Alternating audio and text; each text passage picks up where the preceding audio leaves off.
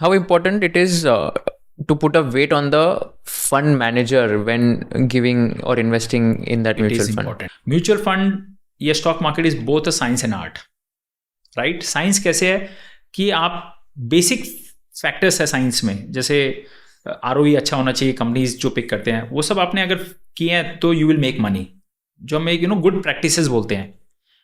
तो वो तो साइंस पार्ट हो गया, वो तो आप भी सीखते हो। देखो CA कोर्स जब आप करते हो तो वो चीज़ तो आप भी सीखते हो, मैं भी सीखता हूँ, बट 10 साल बाद who is the better CA, वो तो आपकी इनहेरेंट कैपेबिलिटीज डिसाइड करती है। That becomes the art.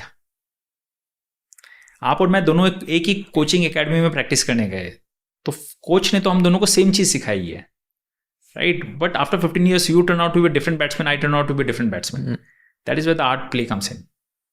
Same चीज म्यूचुअल फंड में भी है, साइंस है। आर्ट कैसे पता चलता है? वो 10-15 साल, जैसे हमने इसमें देखा राजीव ठक्कर जो 13 साल से मैनेज कर रहे हैं, is been a good consistent performer.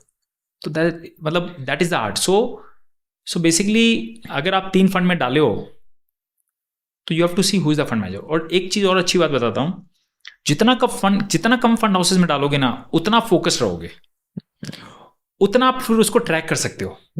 अभी आप 90% अपने व्यूअर्स को नेक्स्ट टाइम पूछना आपने जिस फंड में पैसे डाले उसके फंड मैनेजर कौन है, आप नाम बता सकते हो, 99% people will have no idea. I agree. तो उन्होंने कुछ रिसर्च किया ही नहीं है, दोस्त ने बोला कि इसमें डाल दो तो डाल दिया। तो आपको पता ही नहीं है कि इस फंड मैनेजर का फिलॉसफी क्या है, उसका थॉट प्रोसेस क्या है, तो फिर आपका कैसे पैसा बनेगा? आपने तो वो डार्ट थ्रो किया है। बट अगर आपको पता है कि मैंने XYZ में डाला है and I know this fund manager, I know his style, if you are putting your money in 2 or 3 funds only ना, you will start following the style of that fund manager, कि ये fund manager किस market में अच्छा करेगा, किस market में खराब करेगा।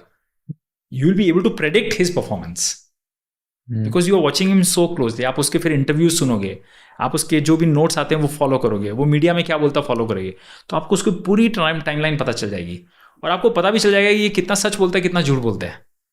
क्योंकि आप जब किसी को फॉलो करते हो ना, आज आप suppose you are doing interview, पिछले बार भी किया मैंने, आपने किया, ऐसे 4-5 पूरे साल में आपने किया, तो आपको पता चल जाएगा कि ये क्या ट्रेंड रहा है इनका, ये अपने आप को कॉन्ट्राडिक्ट कर रहे हैं क्या, तो वो सब चीज़ आपको पता चल जाती है।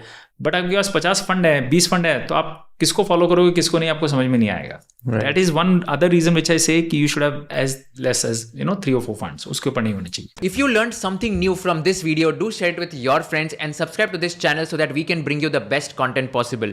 Also, if you want to watch this entire episode, click on the link in the description box and you can go to Kushal Lodha YouTube channel and watch the entire podcast episode. Thank you so much for watching this and have an amazing day.